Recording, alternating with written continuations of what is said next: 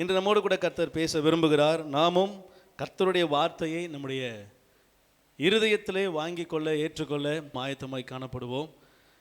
எடுத்தொரு வாசிக்கலாம். வெளிப்படுத்தல் 21ஆம் அதிகாரம் 7ஆம் வசனம். ஜெயம் கொள்கிறவன் எல்லாவற்றையும் சுதந்தரித்துக் கொள்வான். எல்லாவற்றையும் சுதந்தரித்துக் கொள்வான். நான் அவன் தேவனாய் இருப்பேன். நான் அவன் தேவனாய் இருப்பேன். அவன் என் குமாரனாய் இருப்பான். அவன் என் குமாரனாய் இருப்பான். அல்லேலூயா. கர்த்தர் நல்லவர். ஜெயம் கொள்ளுகிறவன் எல்லாவற்றையும் சுதந்தரித்து கொள்ளுவான். அல்லேலூயா. ஜெயம் கொள்ளுகிறவன் எல்லாவற்றையும் சுதந்தரித்து கொள்ளுவான். சரி, இந்த வார்த்தையை நிப்பாட்டுவோம். எத்தனை பேர் ஜெயம் கொண்டவர்கள்? உங்கள் விசுவாசத்தின்படி உங்களுக்கு ஆக கடவுள். அல்லேலூயா. நம்ம எல்லாரும் என்ன செய்திருக்கிறோம்? ஜெயம் எடுத்தவர்களாக தான் என்ன செய்கிறோம்? இருக்கிறோம். அதனால தான் சபையில் இருக்கிறோம். ஜெயம் இல்லாதவர்களாக இருந்தோம்னா என்னத்துக்கு ஏதாவது வேலையில் இருப்போம். அல்லேலூயா. நீங்களும் நானும் ஜெயம் உள்ளவர்களாக இருக்கிறோம். எத்தனை பேருடைய குறை இல்லை?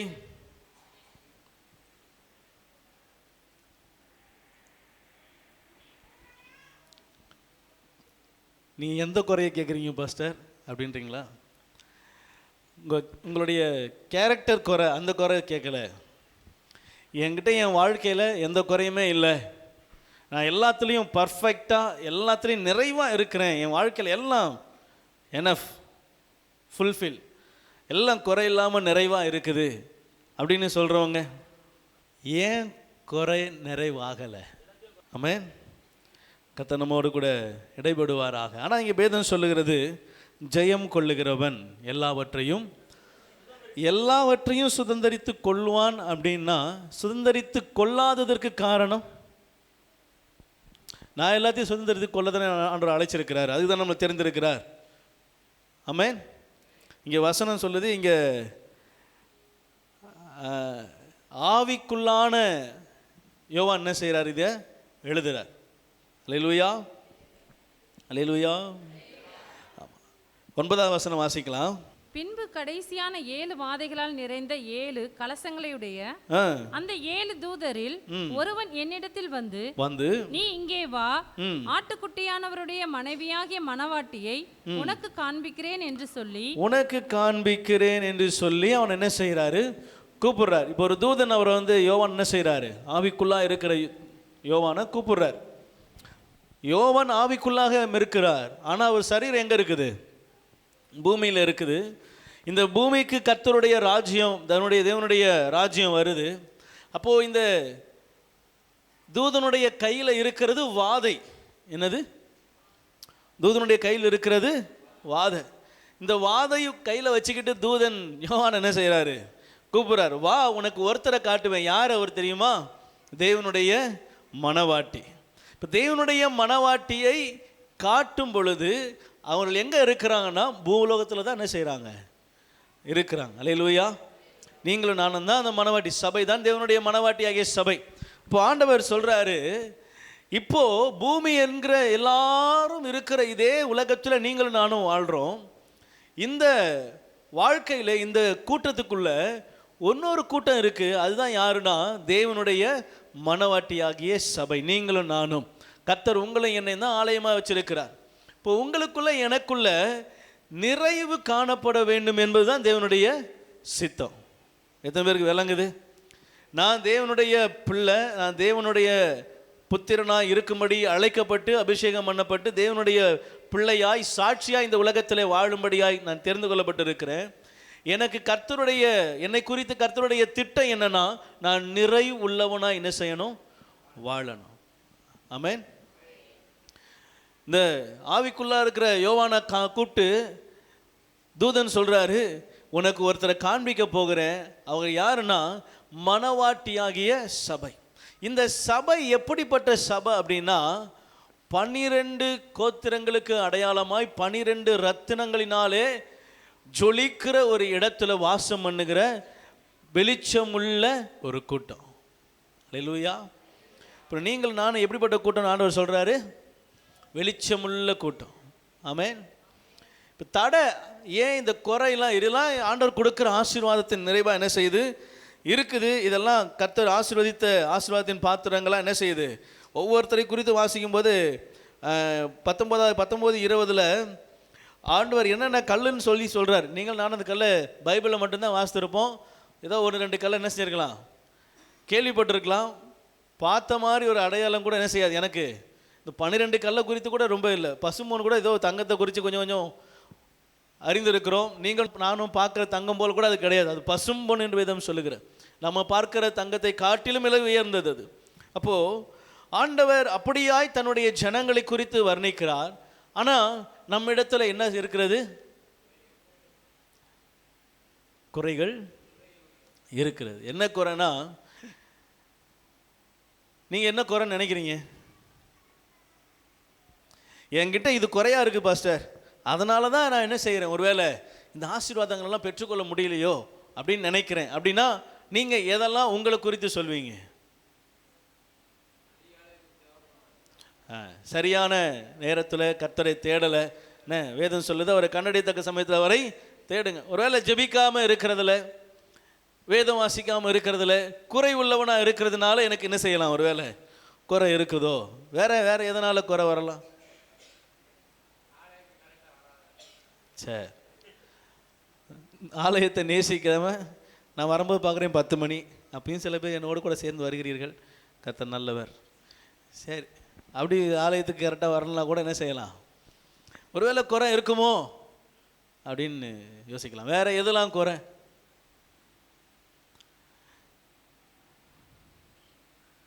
வேற எல்லாத்துலேயும் நிறையா இருக்குதா? சொல்கிறதுக்கு வாய் வரலையோ? வசனத்துக்கு கீழ்ப்படிந்து நடக்காதனால ஒருவேளை என் வாழ்க்கையில் குறை இருக்கலாமோ? வேற நீங்கள் எதெல்லாம் குறை நினைக்கிறீங்க?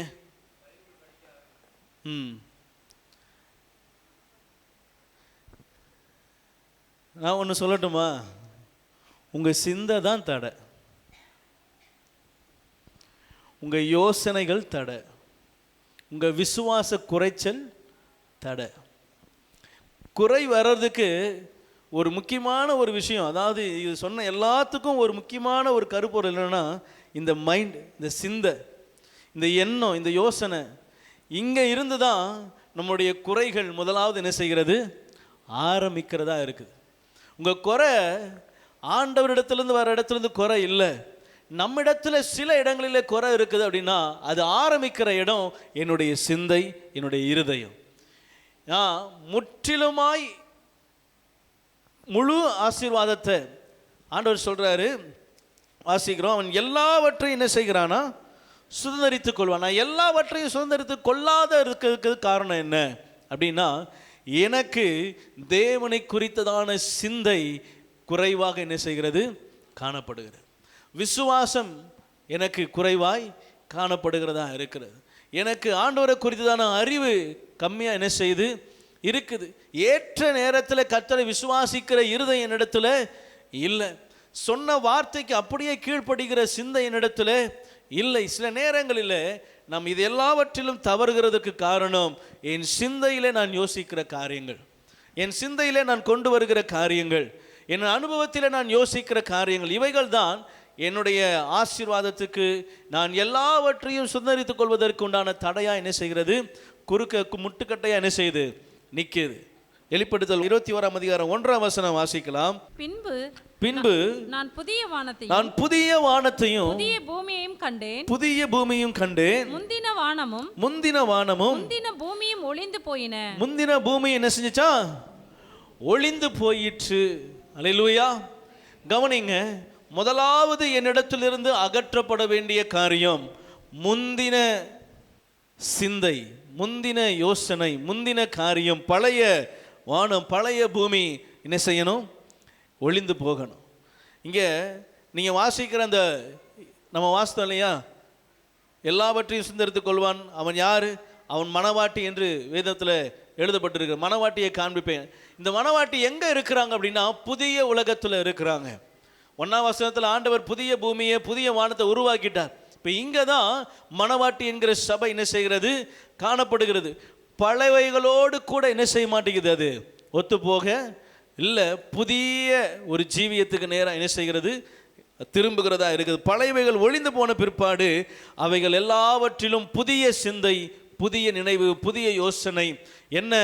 கிறிஸ்து எனக்கு ஜீவனா இருக்கிறார். அவர் என்னை மாணிக்க கல்லா என்ன செய்திருக்கிறார்? வைத்திருக்கிறார். என்னை வைடூரியமாய் வைத்திருக்கிறார். என்னுடைய ஒளி பிரகாசிக்கும்படியா என்னை அவர் உருவாக்கி இருக்கிறார். நான் எப்படிப்பட்டவன் என்கிறதை உணர்கிற சிந்தை அந்த புதிய சிந்தையா இருக்கிறது. அல்லேலூயா. இந்த வேளையில் உங்க சிந்தை புதிதா மாறணும். ஆமென். உங்க சிந்தை என்ன செய்யணும்? புதுசா மாறணும். எப்படி மாறணும் தெரியுமா? எந்த சூழ்நிலை நீங்க இருந்தாலும் உங்க இருதயம், உங்க சிந்தை, உங்க எண்ணம் எப்படி இருக்கணும்னா, இந்த காரியத்தில் கர்த்தர் என்னை பல மடங்கு உயர்த்தி வைப்பார். என்னை இந்த காரியத்தில் இது எவ்வளவு கீழே இருக்கிறான் நான், ஆனாலும் சொல்லணும், உங்கள் இருதயம், உங்கள் சிந்தை சொல்லணும், இது தேவனால் மாற்றக்கூடிய ஒன்று, இது தேவனால் மாற்றப்படக்கூடிய ஒன்று. நான் இருக்கிறது தேவனுடைய புதிய உலகத்துக்குள்ளே இருக்கிறேன். ஆமென். பழையவைகள் எல்லாம் ஒழிந்து போய் எல்லாம் புதிதாயிற்று அப்படின்னா என் சிந்தை என்ன செஞ்சிடணும்? ஆமாம், எல்லாம் பழைய மனுஷனை களைந்து போட்டு அப்படின்னு ஏன் ஆண்டவர் பழசெல்லாம் ஒதுக்க சொல்கிறாருன்னா, அது இந்த உலகத்துக்குரிய காரியங்களோடு உங்களை என்ன செய்யும்? கொண்டு செல்லும். ஆனால் என்னுடைய வேதம் மட்டும்தான், உங்களை ஆண்டவருடைய சமூகம் மட்டும்தான் புதிய வாழ்க்கைக்கு நேராக என்ன செய்யும்? கொண்டு செல்லும். அல்லேலூயா. முதல் காரியம், உங்கள் இருதயத்தில், உங்கள் சிந்தையில் ஒரு புதிய காரியம் என்ன செய்யணும்? தோன்றணும். என்ன? எந்த சூழ்நிலையாக இருந்தாலும் என் தேவன் எனக்கு உதவி செய்ய வல்லவராய் இருக்கிறார். உங்கள் விசுவாசம் அங்கே என்ன செய்யணும்? பெருகணும். நம்முடைய விசுவாசம் அங்கே என்ன செய்யணும்? பெருகணும். என் சிந்தை முதலாவது என்ன செய்யணும்? மாறணும். என் சிந்தையில் நான் குறுகினவனா இருந்து, என் சிந்தையில் நான் குறைவுள்ளவனா இருந்து நான் கர்த்தரிடத்தில் நிறைவான ஆசீர்வாதங்களை பெற்றுக்கொள்ளவே முடியாது. ஒரு ஐஸ்வர்யவான் ஆண்டவரிடத்தில் வருகிறான். ஆண்டவரே, நான் என்ன செய்யணும்? இன்னும் வளர்றதுக்கு, இன்னும் ஆசீர்வாதம் நான் என்ன செய்யணும்? ஆண்டவர் பார்த்து சொல்றான், நல்ல போதகரே, ரட்சிக்கப்பட இன்னும் ஐஸ்வர்யத்தை அவன் இருதயம் எதிர்பார்க்குது. அவனுக்கு கீழே இறங்கணுன்ற எண்ணம் இல்லை. அவன் இருதயம் அவனுடைய யோசனையை குறித்து தான் நினைச்சு அவன்கிட்ட ஆண்டவர்கிட்ட பேசுது. நான் என்ன செய்ய வேண்டும்? ஆண்டவர் ஒரு புதிய காரியத்தை சொல்றார். அது அவன் இருதயத்துக்கு சாத்தியமே அல்ல, அவன் சிந்தைக்கு அது சாத்தியமே அல்ல.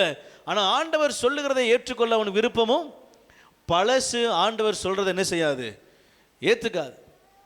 உங்கள் இருதயத்தில் உங்களுக்கு குறித்து நீங்களே வைத்திருக்கிற திட்டம் வச்சு, நீங்களே யோசனை வச்சு, நீங்களே நினைவு வச்சு, நீங்களே ஒரு காரியத்தை சிந்தித்து கொண்டு இருப்பீங்க அப்படின்னா, ஆண்டவர் அதில் ஒரு காரியத்தை சொல்லும் பொழுது அது உங்களுக்கு ஏற்றுக்கொள்ள உங்கள் சிந்தையை அனுமதிக்காது. நீங்கள் சொல்லணும், என் சிந்தையை திறந்து ஆண்டவருடைய வார்த்தைக்கு என்ன செய்கிறேன்?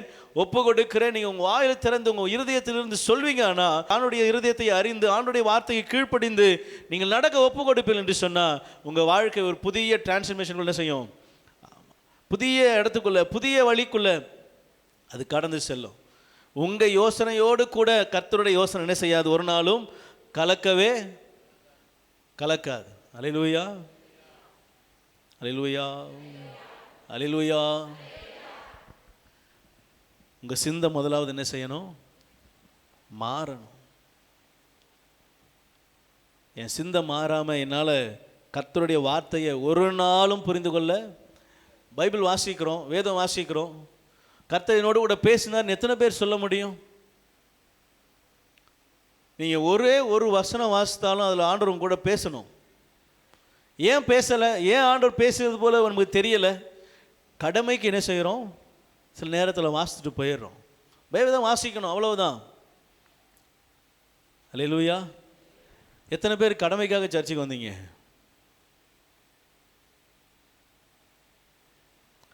சண்டே ஆனால் சர்ச்சுக்கு போகணும், அது ஒரு கடமை.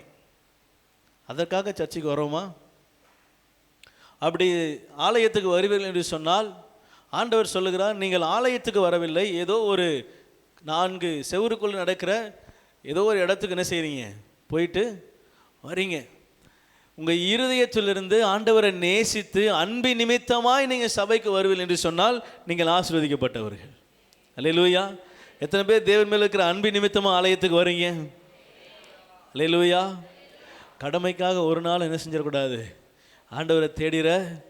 ஆமாம், அடுத்து ஆமாம் ஹாஸ்பிட்டலில் டாக்டரை தேடி வர பேஷண்ட் மாதிரி நம்ம என்ன செஞ்சிருவோம்? அவருக்கு நல்லது கிடைச்சவொடனே அடுத்து வெளியே போயிடுவோம். அப்படி வருகிறது அல்ல, அது அல்ல சபை. அது அல்ல சபை குடும்பம், அது அல்ல தேவனை தேடுகிற காரியம். என் இருதயத்திலிருந்து கர்த்தரை நேசித்து எனக்கு என்ன நடந்தாலும் சரி, என் வாழ்க்கையில் என்ன நடந்தாலும் சரி, என்னை இம்மட்டும் நடத்தின தேவனுக்கு நான் நன்றி சொல்ல அவர் ஆலயத்துக்கு போய் வருவேன். அந்த இருதயம் எனக்குள்ளே இருக்குமானா நான் கர்த்தரிடத்தில் நிச்சயம் ஆசீர்வாதங்களை பெற்றுக்கொள்ளுவேன். அல்லேலூயா. என் வாழ்க்கை ஒரு வேளை எப்படி வேணாலும் இருக்கலாம், என் சூழ்நிலை எப்படி வேணாலும் இருக்கலாம். உங்கள் இருதயத்தில் இப்படிப்பட்ட நினைவு இருக்குமானா ஆண்டவர் சொல்கிறாரு, நீங்கள் தான் ஆசீர்வதிக்கப்பட்டவர்கள். அல்லேலூயா. விசுவாசிக்கிறீங்களா? விசுவாசிக்கிறீங்களா? உங்கள் இருதயம் இப்படிப்பட்ட நினைவோடு இருந்துச்சுன்னா நீங்கள் புதிய சிந்தையோடு கூட இருக்கிறீங்க. எல்லா இருதயம் எப்படி யோசிக்கும்? எனக்கே ஒன்றும் இல்லை, நான் எதுக்கு என்ன செய்யணுங்க? ஆமாம், நான் எனக்கு இவ்வளோ காரியம் இருக்குது, நான் ஏன் அங்கே போகணும், ஏன் இதை செய்யணும், நான் ஏன் அதை செய்யணும், இதெல்லாம் பழசு. ஆண்டவர் சொல்கிறாரு, உங்கள் இருதயம் புதிதாக இருக்குமானால், உங்கள் வசனத்துக்கு உங்கள் இருதயம் சாய்ந்து இருக்குமானால், தேவனுடைய இருதயத்துக்கு ஏற்ற இருதயமாய் உங்கள் சிந்தை நினைவுகள் இருக்குமானால், எவ்வளவு எதிர்மறையான காரியம் வந்தாலும் அதை எதிர்த்து கர்த்தர் சார்பில் நிற்கிறது தான் புதிய இருதயம். அல்லேலூயா. அதுதான் புதிய இருதயம், அதுதான் புதிய இருதயம் ஆண்டவர் சொல்கிறார். எல்லா மக்களும் போகிற வழியிலே நாமளும் போகிறதுனால இல்லை, அது உலகத்தோடு ஒத்து வாழ்கிற வாழ்க்கை. எல்லா ஒரு பக்கம் போகும்போது நீங்கள் மட்டும் எதிர்புறமாக என்ன செய்கிறீங்க, எதிர்நீச்சல் போடுறீங்க அப்படின்னா கர்த்தர் சொல்கிறாரு, ஒருவேளை நீ அங்கேருந்து மீண்டு வர முடியாதது போல கூட தோணலாம், ஆனால் நீங்கள் எதிர்நீச்சல் போடுறீங்களா ஆண்டவருக்காக, ஆண்டவர் சொல்கிறாரு, உன்னுடைய பிரயாசத்தை நான் ஆசீர்வதிப்பேன். அல்லேலூயா. உங்களுடைய எடுக்கிற ஒவ்வொரு ஸ்டெப்பையும் கர்த்தர் ஆசீர்வதிப்பார். ஒரு காலகட்டத்துக்கு அப்புறம் நீங்கள் திரும்பி பாருங்களேன், எல்லாரும் அங்கே தான் இருப்பாங்க, செய்வாங்க, எங்கிட்ட போயிட்டு இருப்பாங்க, ஆனால் நீங்கள் முன்னேறி வந்திருப்பீங்க. நீங்கள் ஆண்டவருடைய சமூகத்தில் நிற்கிறதுனால, கர்த்தருடைய வார்த்தையை பிடித்து கொண்டு போகிறதுனால முன்னேறி வருகிற காரியங்கள் என்ன செய்வார், கர்த்தர் உங்களுக்கு வச்சிருப்பார். ஆமென். உடனே தெரியாது, அதுதான் பிரச்சனை. உடனே தெரியாது. நம்ம ஆட்களுக்கு நம்ம என்ன, நம்ம இருதயத்துக்கு என்னன்னா உடனே தெரியணும். அல்லேலூயா. இன்னைக்கு விதை போடணும், நாளைக்கு வந்துடணும். ஏன் வரல? விதை அழுகிருச்சோ? நேத்தான போட்டேன், இன்னும் வரலையே, எப்படி வரும்? நிறைய பேருடைய இருதயம், ஆண்டவரே ஏன் ஏன் விதை போட்டாச்சா, நம்ம வாட்டின மேலே என்ன செய்யணும், பார்க்கணும். மண் அது வேலையை என்ன செய்யும், பார்க்கும். என்னைக்கு அது வெளியே கொண்டு வரணும்னு நினைக்குதோ, ஆண்டவருடைய சித்தம் என்னைக்கு வெளியே வரணும் இருக்குதோ, அது எப்போ மரமாகணும், எப்போ நம்ம கனி கொடுக்கணும், எப்போ காயாகணும், எல்லாம் கர்த்தருடைய கையில் இருக்குது. ஆமென். நடுகிறவனாலும் அல்ல, நீர் பாய்ச்சிக்கிறவனாலும் அல்ல, மண்ணால் கூட இல்லை. ஆமென். நீங்கள் விதை போட்டால் மண் முளைப்பிச்சிருமா? எல்லா விதையுமே முளைக்கிறதா? ஆமென். தேவன் அந்த மண்ணுக்கு கட்டளை கொடுக்கணும், இதெல்லாம் முளைக்க பண்ணு, இதெல்லாம் வெற்று அப்படின்னு சொல்லணும். அப்போ தான் அது விதை மட்டும் தான் என்ன செய்யுது. அல்லேலூயா. அல்லேலூயா. தேவனால் அன்றி ஒன்றும் என்ன செய்யாது. ஆண்டவர் தான் எல்லாவற்றிற்கும் ஆதாரம். ஆமென். எல்லாம் அவருடைய சித்தப்படி தான் நடக்கிறது. நாமும் அவர் சித்தத்துக்கு ஒப்பு கொடுப்போமானால் நாம் அந்த சித்தத்தினுடைய ஆழத்தை புரிந்து கொள்வோம். நம்ம அந்த ஆழத்தை புரிந்து கொள்ளாததுனால தான், மேலோட்ட போகிறதுனால தான் என்ன செய்யணும், சில நேரங்களில் என்ன, ஆண்டவரே இன்னும் வளரலையே. ஆண்டவர் சொல்கிறார், நான் ஒரு காலத்தை குறிச்சிருக்கிறேன், அந்த காலத்தில் அது என்ன செய்யும், வளரும். அது வளர்ற வரைக்கும் காத்து. அல்லேலூயா. முதலாவது என் சிந்தை என்ன செய்யணும், மாறணும். பரத்திலிருந்து எனக்கு ஒரு சிந்தை வரணும், பரலோக சிந்தை எனக்கு என்ன செய்யணும், வரணும். அல்லேலூயா. ஜெபத்தில் கூட ஆண்டவர் சொல்லிக் கொடுக்கிறார், பரமண்டலங்களில் இருக்கிற உடைய ராஜ்யம் இந்த உலகத்துக்கு வருதோ இல்லையோ, எனக்குள்ள முதலாவது என்ன செய்யட்டும், வரட்டும். அல்லேலூயா. இந்த உலகத்துக்கு கூட ரெண்டாவதாக கொடுங்க ஆண்டவரே, முதல்ல எனக்கு கொடுங்க. எனக்குள்ள அவருடைய ராஜ்யம் முதலாவது என்ன செய்யட்டும், அவருடைய சிந்தை வரட்டும். என்னுடைய இருதயம், என்னுடைய சிந்தை பரலோக சிந்தையாய் மாறலை அப்படின்னா, இந்த பூலோகத்தில் நான் என்ன செய்தாலும், மலையவே குப்புற கவுத்தி போட்டு நீங்கள் நிறுத்தினாலும் அதனால் பலன் இல்லை என்று தான் உண்மை. அல்லேலூயா. என்ன உங்கள் பழைய வாழ்க்கையோடு, உங்கள் பழைய செய்கையோடு, உங்கள் பழைய கிரியைகளோடு கூட நீங்கள் என்ன செய்தாலும், உங்கள் இருதயம் கர்த்தருடைய வார்த்தைக்கு செவி கொடுக்காமல் செய்யுமானால், ஆணைய பூனையாகவே நீங்கள் மாற்றினாலும் அதனால் பலன் இல்லை. அதனால் ஒரு உபயோகமும் பிரயோஜனமும் அல்ல. ஒருவன் கர்த்தருக்காக ஒரு சிறு பிரயாசம், ஆனால் அது அவனுக்கு பெருசாக இருக்கலாம், பார்வைக்கு சிறு பிரயாசமாக இருக்கலாம், அது கர்த்தருக்காக அவன் எடுக்கிற பிரயாசமா இருக்குமானா ஆண்டவர் சொல்றாரு, நீ மலையவே தகர்த்து போட்டுட்ட, அது உன் கண்ணுக்கு முன்னாடி அது இல்லாம போயிருச்சு. ஆண்டவர் கடுகளவு விசுவாசம் இருந்தா போதும், மலையவே என்ன செஞ்சிடலாம், பெயர்த்தலாம். அந்த கடுகளவு பிரயாசமோ விசுவாசமோ கர்த்தரிடத்துல உங்களுக்கு என்ன செய்யணும், உங்களுடையதோ உங்களுடைய சார்ந்ததோ உங்களுக்கு பின்னாடி இருக்கிறதோ உங்களை தாங்குகிறதோ அதை குறித்தெல்லாம் இல்லை. ஆண்டவரை குறித்து எனக்கு இந்த விசுவாசம் உண்டு, எனக்கு நம்பிக்கை உண்டு. ஆமென். இந்த விசுவாசம் இருக்குன்னா நம்ம என்ன செய்யலாம், உலகத்தை, அல்லேலூயா, எல்லாவற்றையும். ஐஸ்வர்யவான் லாசரு யார் இழந்தது, யார் பெற்றுக்கொண்டது? பைபிளில் அப்படி 2 கேரக்டர் இருக்கு தெரியுமா? ஐஸ்வர்யவான் லாசரு, ஒருவன் சம்பூர்ணமாக இருக்கிறான், ஒருவன் என்ன செய்கிறான், தரித்திரனா இருக்கிறான், ரோட்டில் இருக்கிறான். அல்லேலூயா. என்னோடு கூட இருக்கிறவர்கள் சபையில் இருந்து 3ஆம் வானம் 4ஆம் வானம் போகாதவர்கள். அல்லேலூயா. கவனிங்க, ஐஸ்வர்யவான் லாசரு பற்றி தெரியுமா? தெரியும்னா தெரியும், தெரியாதுன்னா தெரியாது. தெரியுமா? ஐஸ்வர்யவான் யார்? அது எப்படி தெரியும்? ஐஸ்வர்யவான் இருக்கிறவன் ஐஸ்வர்யவான், தரித்திரனா இருக்கிறவன். சரி, இப்படி 2 பேர் இருக்கிறாங்களா? இதில் யார் நல்லா வாழ்ந்தது? ஐஸ்வர்யவான் என்ன செஞ்சான், நல்லா வாழ்ந்தான், சுகபோகமான வாழ்க்கை. ரோட்டில் இருக்கிற லாஸ்ட் என்ன செய்கிறாரு, தரித்திரமாக என்ன செய்கிறார், வாழ்கிறார். உங்கள் உலக கண்ணோட்டத்துக்கு படி, உலக பார்வையின்படி யார் ஆசீர்வதிக்கப்பட்டவன்? ஐஸ்வர்யவான் தான் ஆசீர்வதிக்கப்பட்டவன். ஏன்? நல்ல சாப்பாடு, நல்ல உடை, நல்ல வாழ்க்கை, நல்ல ராஜ மெத்த, போக வர எல்லா வசதி. ஆனால் எந்த வசதியுமே இல்லை. ஆண்டவர் சொல்கிறாரு, லாசரு தான் ஐஸ்வர்யவான். ஆண்டவர் கண்களுக்கு முன்பதாக யார் ஆண்டவர் உயர்த்தி பேசுவார் தெரியுமா? ஒன்றுமே இந்த பூமியில் இல்லை, ஆனால் ஆண்டவர் உங்க கூட இருக்கிறாரா, நீ தான் ஐஸ்வர்யவான். அல்லேலூயா, அல்லேலூயா. ஆண்டவர் என்னை பார்த்து தான் சொல்லுவார், நீ தான் ஐஸ்வர்யவான். இந்த உலகம் அழிந்து போகுது. பிரசங்கி 1ஆம் அதிகாரம் 2ஆம் வசனம் சொல்லுது, மாயை மாயை எல்லாம், பூமிக்கு கீழே மனிதன் படுகிற பிரயாசத்தை கண்டேன், அவைகள் மனதுக்கு சஞ்சலமும். ஆமா, எல்லாம் மாயை. பூமி அழிந்து போகும், பூமியில் உள்ளதிலும் பூமியிலும் அதில் உள்ளதிலும் என்ன செய்ய, அன்பு கூறாதீங்க வேதம் சொல்லுது. இந்த உலகத்தின் மீது ஒருவன் அன்பு கூறுவானால் அவனுக்கு தேவனிடத்தில் பங்கு இல்லை என்று வேதம் சொல்லுகிறது. பூமியை குறித்து ஒரு நாளும் தேவன் எங்கேயுமே உயர்த்தி பேசல. பூமியிலே வாழ்வதற்குண்டான ஆசீர்வாதத்துக்காய் கர்த்தர் கரத்தில் தான் என்ன செய்யணும், நம்ம எதிர்பார்க்கணும். ஆமென். இந்த பூமி வாழணும்னாலுமே வானம் பூமியிலிருந்து தண்ணி என்ன செய்யணும், பொழிந்தா மட்டும்தான் இந்த பூமி வாழும். அது கர்த்தருடைய கரத்தில் தான் இருக்குது. ஆமென். வானத்திலிருந்து மழை வரணும் அப்படின்னா கர்த்தர் அனுமதி கொடுக்கணும். பிரசங்கி 5ஆம் அதிகாரம் சொல்லுகிறது, ஆஸ்தி அந்தஸ்து ஆண்டவர் எல்லாருக்கும் கொடுத்திருக்கிறார், ஆனால் அதை அனுபவிப்பதற்கு அதிகாரம் கர்த்தர் தான் என்ன செய்யுது. பிரசங்கி 5:19, தேவன் ஐஸ்வரியத்தையும் பணத்தையும் சம்பத்தையும் எவனுக்கு கொடுத்திருக்கிறாரோ அவன் அதிலே புசிக்கவும் தன் பங்கை பெறவும் தன் பிரயாசத்திலே மகிழ்ச்சியாய் இருக்கவும் அவனுக்கு அதிகாரம் அளிப்பது தேவனுடைய அனுக்கிரகம். அல்லேலூயா. எல்லாம் நமக்கு இருக்கலாம், அனுபவிக்க அதிகாரம் முக்கியம். ஆமென். இந்த உலகத்தில் எல்லாம் கிடைக்கும், ஆனால் எல்லாவற்றையும் அனுபவிக்க எனக்கு அதிகாரம் இருக்கிறதா? கர்த்தர் எனக்கு அதுக்கு அதிகாரம் கொடுத்திருக்கிறாரா? யோசித்து பார்க்கணும், என் சிந்தை மாறணும். அதே வெளிப்படுத்தல் 21ஆம் அதிகாரம் 2ஆம் வசனம் வாசிக்கலாம். யோவானாகிய நான் புதிய எருசலேமாகிய பரிசுத்த நகரத்தை தேவனிடத்தில் நின்று பரலோகத்தை விட்டு இறங்கி வர கண்டு அது தன் புருஷனுக்காக அலங்கரிக்கப்பட்ட மணவாட்டியை போல ஆயத்தமாக்கப்பட்டிருந்தது. அலங்கரிக்கப்பட்ட மணவாட்டியை போல என்ன செய்ததா?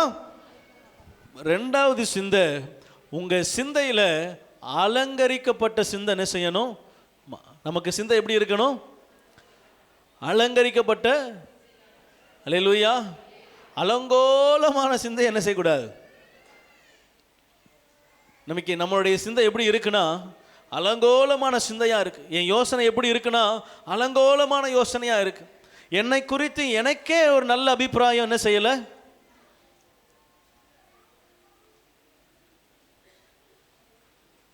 உங்களை குறித்து நல்ல அபிப்பிராயம் வச்சிருக்கிறீங்களா?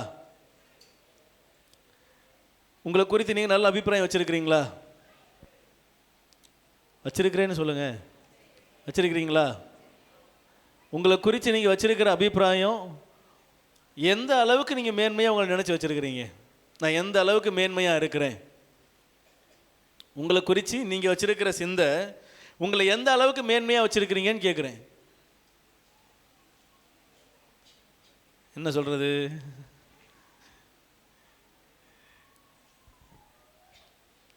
என்னை குறித்து நான் எப்படி யோசிக்கிறேன்னு வச்சுக்கிங்களேன். இப்போது நான் ஒரு ஒரு ஒரு ஒரு ஒரு நாளைக்கு 1000 ரூபா சம்பாதிக்கிற இடத்துல என்ன செய்கிறேன்? இருக்கிறேன். எப்படியும் இன்னும் கொஞ்சம் நாளில் ஒரு 10,000 ரூபா சம்பாதிக்கிற இடத்துக்கு, ஒரு 5000 சம்பாதிக்கிற என்ன செஞ்சிருவேன்? வந்துடுவேன்.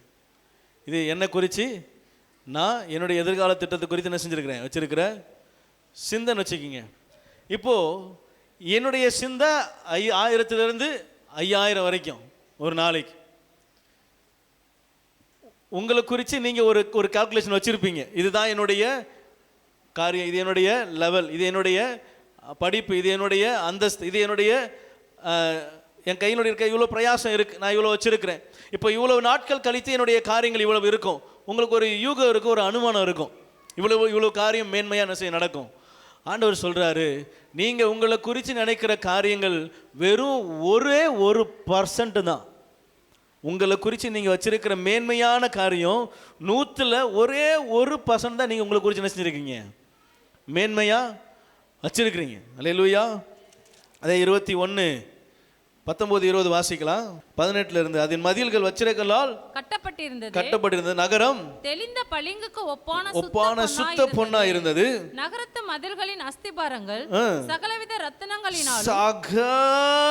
ரத்தினங்களினாலும் அலங்கரிக்கப்பட்டு இருக்கிறது. அதுல 1 இருந்து 12 வரைக்கும் 9, 19, 20 சொல்லப்பட்டிருக்கு. முதல் இது என்னது? வச்சிரக்கல். 2வது இந்திர நீலம். 3வது சந்திரகாந்த. 4வது மரகதம். 5வது கோமேதகம். 6வது பதுமராகம். 7வது ஸ்வர்ணரச்சனை. 8வது படிகபட்ச. 9 புஷ்பராகம். 10 ஐடூரியம். 11 சுனீரம். 12 அல்லேலூயா அல்லேலூயா. உங்களை அலங்கரிக்கிற அலங்கார பொருட்களில் வெறும் 12 மட்டும் ஆண்டவர் சொல்றாரு. இதனுடைய மதிப்பு மட்டும் உங்கள் கற்பனையில் எட்டாத அளவுக்கு அதோடைய மதிப்பு இருக்குது. ஒரே ஒரு கல்லோட மதிப்பு மட்டுமே உங்கள் கற்பனைக்கு எட்டாதது. அல்லேலூயா. இந்த ராசி கல் போடுறாங்க தெரியுமா? ராசி கல். அந்த கல்லுக்கு ஒரே ஒரு கல்லுக்கு மட்டும் 2.5 கோடி ரூபா மதிப்பு. ஒரே ஒரு கல்லுக்கு. நீங்கள் சொல்கிற இந்த இதில் சின்ன பீஸ், ஒரு மோதிரம் போடுற அளவுக்கு இருக்கிற ஒரு சின்ன பீஸோட மதிப்பு மட்டும் ஒரு சேட்டு ஒருத்தர் வாங்கி வைக்கிற 2.5 கோடி ரூபா ஏலத்துக்கு என்ன செய்கிறாரு? அல்லேலூயா. எத்தனை எவ்வளவு? அல்லேலூயா. பக்கத்தில் ஒரு சர்ச்சு, ஏத்தாப்புல அது இது, இன்னும் எத்தனை என்ன செய்யலாம்? இத்தனோண்டு கல். ஆண்டவர் சொல்கிறாரு 18வது வசனத்தில், அதின் மதில் எது? அதாவது நீங்கள் இருக்கிற அந்த புதிய உலகத்தில் இருக்கிற மதிலில் இருக்கிற கல், அதனுடைய அலங்காரம், அந்த மதிலுடைய அலங்காரம். உங்கள் வீட்டுக்கு காம்பவுண்ட் சுவர் கட்டுறீங்க, 2 லைன் மட்டும் கட்டுவீங்களா? சுற்றி என்ன செய்வீங்க? கட்டுவீங்க. உங்களுடைய வீடு அளவு எவ்வளவோ அந்த அளவுக்கு முழுசும் காம்பவுண்ட் சுவர் இருக்கும். அப்போ அந்த காம்பவுண்ட் சுவர் முழுசும் அவர் அலங்கரிக்கிறார். அல்லேலூயா. அதன் மதில்கள் வச்சிரக்கல்லாம் என்ன செய்ததா? அது நகரம் முழுசும் பசும் பொண்ணு. 22 கேரட் இல்லை, 24 கேரட். அல்லேலூயா. ஆமாம், நீங்களும் நானும் பார்க்கறது தான் 22. 24 நகையே கிடையாது, வெறும் காயின்னு கட்டி அப்படி தான் என்ன செய்யும்? சுத்த பொன். நீங்களும் நானும் கற்பனை கூட பண்ணி பார்க்க முடியாத அளவுக்கு அதோடைய மதிப்பு கூட. ஆண்டவர் சொல்கிறாரு, உங்களுடைய மதிப்பை அவர் அப்படியாய் என்ன செய்கிறார்? பெருசாக காட்டுகிறார். அதோட கூட ஒப்பிடலை, அதை விட மேன்மையான மகிமையை உங்களுக்கு எனக்கு ஆண்டவர் செஞ்சிருக்கிறார், கொடுத்திருக்கிறார். அல்லேலூயா. யாருக்குமே அதை குறித்து கொஞ்சம் கூட சந்தோஷம் இல்லைன்னா, உங்களை மகிமைக்கு மேலே மகிமைப்படுத்தியிருக்கிறேன்னு சொல்கிறார். உங்கள் மகிமை சாதாரண இந்த கல், ஒரே ஒரு கல் 2.5 கோடி ரூபாய்க்கு ஒருத்தன் வாங்குறான். நான் சொல்கிறேன், மதில்களையே உனக்கு அதில் தான் என்ன செஞ்சுருக்கிறேன், கட்டி வச்சிருக்கிறேன். உங்கள் வீடையே அதில் தான் என்ன செஞ்சுருக்கிறேன், உங்களுக்கு அலங்காரமான பொருட்களையே, சுற்றி இருக்கிற அலங்காரத்துக்கே கோடி கணக்கில் மதிப்பு பெறுகிற கல்லை வச்சு தான் என்ன செஞ்சுருக்கிறேன், கட்டியிருக்கிறேன். அதுக்குள்ளே உங்களை வாசமாக வைக்க முடியாது. அல்லேலூயா. அப்போ அதனுடைய மகிமையெல்லாம் உங்கள் காலுக்கு கீழே என்ன செய்கிறார் ஆண்டவர் கொண்டு வந்து சொல்கிறாரு. அப்போது நம்ம சிந்தை எவ்வளவோ மாற வேண்டியிருக்கு. நம்ம நினைக்கிறோம் ஒரே ஒரு பீஸ் கையில் கிடச்சிடாதா, எப்போ எல்லாத்தையும் உன் காலு கீழே தான் என்ன செஞ்சுருக்கிறேன், வச்சிருக்கிறேன். அல்லேலூயா. உங்கள் சிந்தை மாறட்டும். நீங்கள் தரித்திரமான ஆள் இல்லை, நீங்கள் ஏழ்மையில் இருக்கிறதுக்காக ஆண்டவர் உங்களை அழைக்கலை. உங்கள் இருதயம், உங்கள் சிந்தை, உங்கள் எண்ணம் இப்போ இந்த வேளையில் மாறட்டும். உங்களை ஆண்டவர் மகிமையாய் உருவாக்கி இருக்கிறார். இந்த உலகத்தில் இருக்கிற எந்த பொருளும் உங்கள் மகிமைக்கு ஈடானது இல்லை. இந்த உலகத்தில் நீங்கள் பார்க்கிற எந்த விலை உயர்ந்த பொருளும் உங்கள் மகிமைக்கு ஈடானது இல்லை. எல்லாம் உங்களுக்காக உருவாக்கப்பட்டதே தவிர, இன்னைக்கு மக்களுடைய இருதயம்லாம் என்னன்னா அதை நோக்கி என்ன செஞ்சிருச்சு, போயிருச்சு. அது கிடைச்சிடாதான், அது கிடைச்சிடா, அது உன் காலு கீழே இருக்கும்படியாக உருவாக்கினார். அதை நோக்கி ஓடுறதுக்காக இல்லை, அவைகளை உங்களுக்காக என்ன செஞ்சிருக்கிறார், உருவாக்கி இருக்கிறார். அல்லேலூயா, அல்லேலூயா. உங்கள் சிந்தை மாறட்டும், உங்கள் எண்ணம் மாறட்டும். நான் மகிமையாய் உருவாக்கப்பட்டிருக்கிறேன். வேதம் சொல்லுகிறது, விசித்திர வினோதமாய் நம்ம என்ன செய்திருக்கிறார், அவர் உருவாக்கி இருக்கிறார். நீங்கள் நானும் உருவாக்கப்பட்ட விதமே அதிசயமானது. உங்கள் சிந்தை மாறட்டும், உங்கள் சிந்தை அலங்கரிக்கப்பட்ட சிந்தையாக மாறட்டும். மூன்றாவதாய் நான் சொல்லி முடிக்க விரும்புகிறேன், உங்கள் சிந்தை பிரகாசம் உள்ள சிந்தையாய் மாறட்டும். வெளிப்படுத்தல் 21:11. அதின் பிரகாசம் மிகவும் விலை உயர்ந்த ரத்தின கல்லை போலவும் பளிங்கு கோலியுள்ள வச்சிரக்கல்லை போலவும் இருந்தது. 25ஆம் வசனத்துல அங்கே ராக்காலம் இல்லாதபடியினால் அதன் வாசல்கள் பகலில் அடைக்கப்படுவதே இல்லை. அல்லேலூயா. இவ்வளோ பெரிய வச்சிரக்கல், இவ்வளோ காரியங்கள் எல்லாம் மகிமையாய் கர்த்தர் வைத்திருக்கிறார். கடைசியா 25ல சொல்றாரு, அங்கே இருள் என்பதே இல்லை. ஆமே. எப்பவும் வெளிச்சம் தான், எப்பவும் பகல் தான், எப்பவும் அது வெளிச்சமாகவே இருக்கும். ஏன்னா அங்கே கர்த்தர் வெளிச்சமாகவே என்ன செய்கிறார், இருக்கிறார்.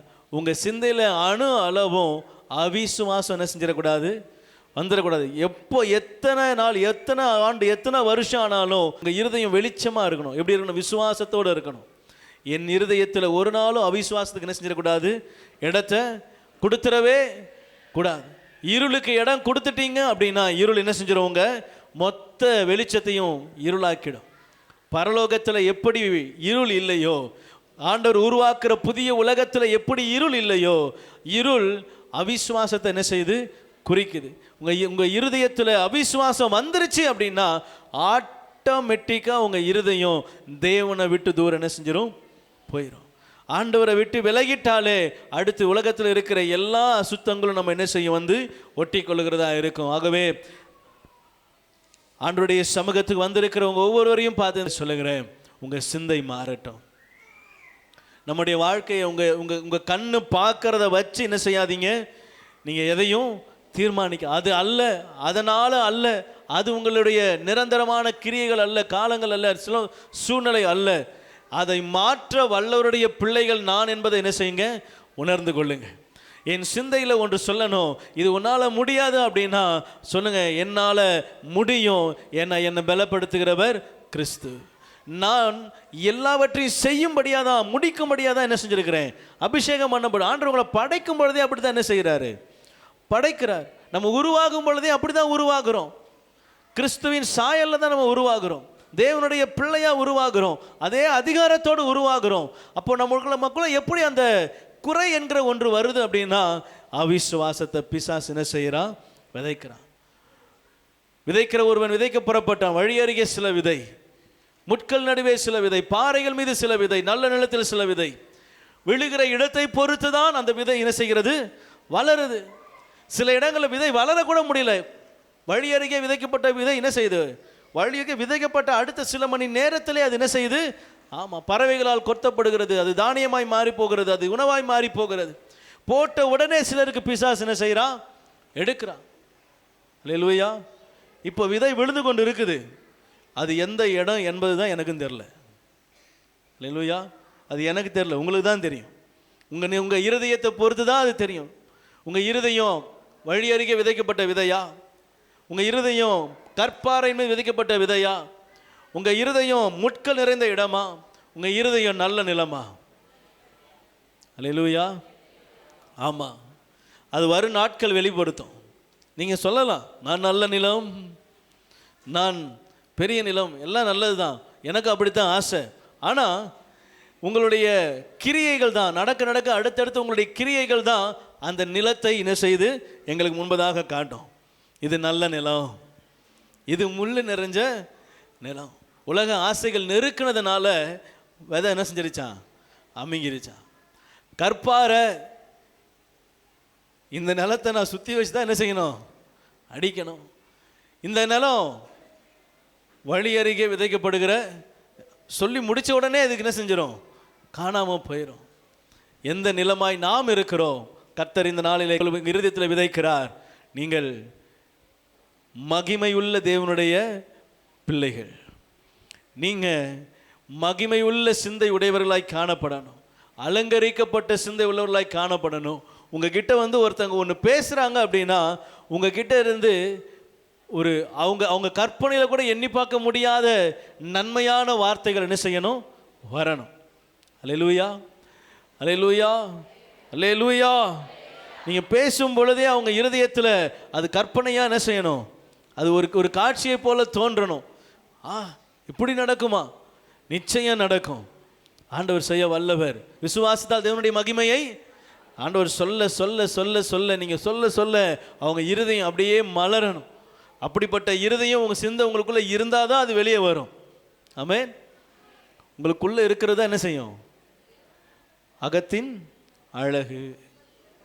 உங்கள் இருதயத்தில் என்ன இருக்குதோ, இருதயத்தின் நிறைவினால் வாய் பேசும். என்ன என்ன இருக்குதோ அதுதான் என்ன செய்யும்? வெளியே வரும். அல்லேலூயா. ஆமாம், புதிய சிந்தை, அலங்கரிக்கப்பட்ட சிந்தை, பிரகாசம் உள்ள சிந்தை, நம்ம வாஸ்த வசனத்தின்படி ஜெயம் கொள்ளுகிற சிந்தை. அல்லேலூயா. உங்களை கீழே தள்ளுவதற்கு பிசாசு அநேக வழிகளை கொண்டு வருவான். ஆனால் வேதம் சொல்லுகிறது, ஜெயம் கொள்ளுகிறவன் எல்லாவற்றையும். யார் ஜெயம் கொள்ளுவானா? ஜெயத்தை சிந்திக்கிறவன் தான் ஜெயம் கொள்ளுவான். ஆமென்.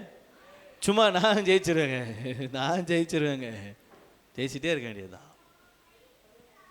அப்படி அல்ல, ஜெயத்தை சிந்திக்கணும்.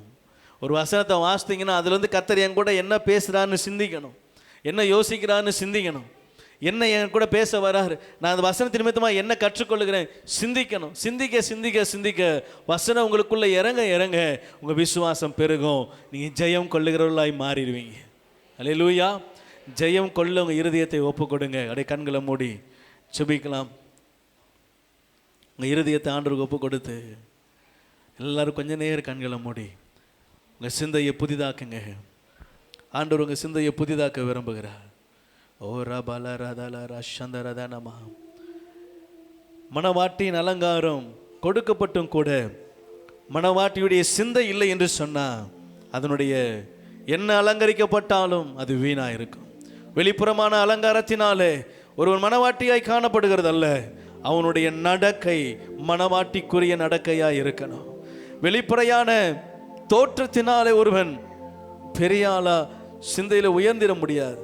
அவன் இருதயத்தின் சிந்தை எப்படியோ அப்படியே அவன் இருக்கிறான்.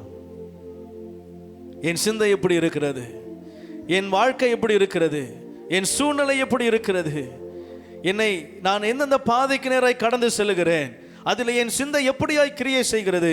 கவனிங்க, இது உங்களோட கூட கர்த்தர் இடைபடுகிற நேரம். அசட்டை பண்ணிடாதீங்க. அசட்டை பண்ணுறவங்களுக்கு கர்த்தருடைய வார்த்தை இழந்து போகிறவர்களாக இருப்பீங்க. ஆண்டவர் உங்களோட கூட பேசுகிறார். உங்கள் குறையை மாற்ற விரும்புகிறார், உங்கள் குறையை நீக்க விரும்புகிறார், உங்களுடைய கீழே இருக்கிற உங்களை தூக்கி எடுக்க விரும்புகிறார். அதற்கு முதல்ல அவர் செய்ய வேண்டியது உங்கள் சிந்தையை மாற்றணும். ஓ ரபல ரதல ரஷதரதனமா நிகரதலரா. உங்கள் சிந்தை மாறலை அப்படின்னா உன் வாழ்க்கையில் எவ்வளவு பிரயாசம் எடுத்தாலும் அதில் மாற்றம் இருக்க முடியாது. ஒரு மனிதன், ஒரு குயவன் ஒரு பானையை பிணைய ஆரம்பிக்கிறான். அவன் மனதில் ஒரு பாத்திரத்தினுடைய அளவை சிந்தித்துட்டான். அவன் வணைய ஆரம்பிக்கிறான். அவன் என்ன சிந்தையில சிந்திக்கிறானோ அதை அவன் கரம் வணைந்து முடிக்கிறது. அவன் எதை சிந்திக்கிறானோ அதன்படியே அங்கே உருவம் தோன்றுகிறது. அவன் சிந்தையில ஒன்றை மாற்றுகிறான், அங்கே கையின் கிரியைகளில் அது மாறுகிறது. கவனிங்க, கர்த்தர் உங்க சிந்தையை மாற்ற விரும்புகிறார். உங்க சிந்தை மாறட்டும், புதிய சிந்தையாய், பரலோக சிந்தையாய், அலங்கரிக்கப்பட்ட சிந்தையாய், பிரகாசமுள்ள சிந்தையாய், ஜெயம் கொள்ளுகிற சிந்தையாய், இயேசுவின் நாமத்திலே சபையில மாறும்படியாய் செபிக்கிறேன். ஆண்டவரே, தாழ்மையில இருக்கிறேன் ஒருவரும் சொல்லக்கூடாது, குறைவுபட்டேன் என்று ஒருவரும் சொல்லக்கூடாது. சிந்தை மாறட்டும்பா. ஆண்டவரே, நீர் எங்க சிந்தையில ஆசீர்வாதத்தை வச்சிருக்கிறீங்கப்பா.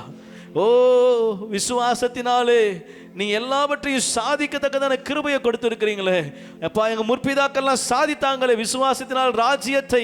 ஓ, விசுவாசத்தினாலே எல்லா காரியங்களையும் ஜெயித்தாங்க என்று வேதத்துல வாசிக்கிறோமே. அஸ்திபாரத்தை அசைத்தார்கள். ஓ, நம்ப முடியாத காரியத்தை நம்பி அதில் ஜெயம் எடுத்தாங்க.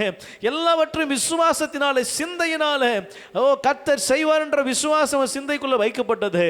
இப்பொழுதும் இந்த காலை வேளையில் அப்பா, இங்க இருக்கிற ஒவ்வொரு சிந்தையிலும் உடைய விசுவாச கரம் நீட்டப்படட்டும், விசுவாசம் வைக்கப்படட்டும், தேவ சிந்தையாய் மாறட்டும், தேவனுக்கு பிரியமான இருதயமாய் மாறட்டும், சிந்தை மாறட்டும். எதை பார்த்தாலும் அதிலே குறைவுகளை அல்ல, அதிலே நிறைவுகளை பார்க்கத்தக்கதாய் சிந்தை மாறட்டும். ஆண்டவரே, உங்க சிந்தையை கொண்டு வாங்கப்பா, கொடுங்கப்பா. ஆண்டவரே, உங்க சிந்தையை போல ஒவ்வொரு சிந்தையும் மாறட்டும். ஓ, மீன் வயிற்றுல பணம் இருக்குதா என்பது அவனுக்கு கேள்விக்குறி. ஆனா உங்க பார்வையில் அது பணம் இருக்கிறது, போய் எடு என்று சொன்னீங்களப்பா. எங்க இருதயமும் அப்படியாய் மாறட்டாண்டவரே, எங்க இருதயம் அப்படியாய் மாறட்டாண்டவரே. சபையில் இருக்கிற ஒவ்வொரு இருதயம் அப்படியாய் மாறட்டும், ஒவ்வொரு சிந்தையும் அப்படியாய் மாறட்டும். எல்லாருடைய வாழ்க்கை நிலையும் உயரட்டும் இயேசுவின் நாமத்திலே. ஆண்டவரே, எல்லா குறைகளும் நிறைவாய் மாறட்டும். ஆண்டவரே, உம்மை நோக்கி பார்க்கிற இருதயத்தில் உடைய நிறைவான ஆவியானவர் ஊற்றப்படுவீராக. எல்லா குறைகளும் மாறட்டும்பா. சிந்தையில் இருக்கிற எல்லா தாழ்வும் மாறட்டும். கர்த்தர் என் மெய்ப்பர் என்று சொல்லி, ஓ, நான் கர்த்தருடைய பிள்ளை என்கிற இருதயம். ஆண்டவரே, பிரகாசம் உள்ள மனக்கண், பிரகாசம் உள்ள இருதயம், பிரகாசம் உள்ள சிந்தை உண்டாவதாக. அலங்கரிக்கப்பட்ட சிந்தையாய் ஆண்டவரே, ஒரு மாட மாளிகை அலங்கரிக்கப்பட்ட பொழுது எவ்வளவு அழகா இருக்குது என்று பார்க்கும் பொழுது சொல்லப்படுகிறதை போல ஆண்டவரே, இவர்கள் வாயிலிருந்து புறப்படுகிற வார்த்தைகள் ஓ எவ்வளவு அழகாய் பேசுகிறார்கள். சிந்தையிலே அலங்கரிக்கப்பட்ட சிந்தையாய் ஒவ்வொரு சிந்தையும் மாறட்டும், மாறட்டும், மாறட்டும். ஜெயம் கொள்ளுகிற சிந்தையாய் மாறட்டும் அப்பா.